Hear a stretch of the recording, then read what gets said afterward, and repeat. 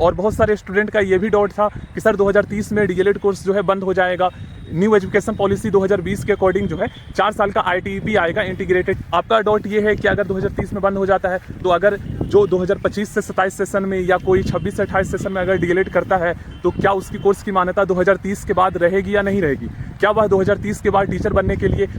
योग्य रह पाएगा, एलिजिबल हो पाएगा या नहीं हो पाएगा? मतलब कोई वैकेंसी आती है तो इस आपको पता है फ्रेंड्स, एनसीटी ने जो नोटिस जारी किया ये ऑलरेडी मैं आपके साथ शेयर किया था लगभग 20-30 दिन पहले। तो अगर उसमें एनसीटी ने ये क्लियर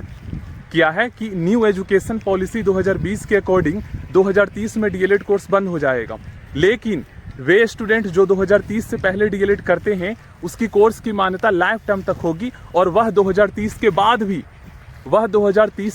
भी टिल देयर एज लिमिट, मतलब मैक्सिमम टीचर बनने की जो एज है ना, आप उस एज तक टीचर बनने के योग्य रहोगे। भाई कोर्स का नाम चेंज होगा, कोर्स का जो ड्यूरेशन है उसको चेंज कर दिया जाएगा, लेकिन कोर्स आगे होता रहेगा 2030 के बाद भी, और 2030 के बाद भी आप टीचर बनने के योग्य रहोगे। ओके, जैसे बिहार में क्या है, जनरल ईडब्ल्यूएस का मैक्सिमम 37 साल है टीचर बनने की एज, और वहीं पर ओबीसी, ईबीसी, बीसी कैटेगरी का 40 साल है और एससी एसटी पीएच का 42 साल है बिहार में। तो आप अपने एज लिमिट तक 2030 के बाद भी टीचर बनने के योग्य रहोगे, क्योंकि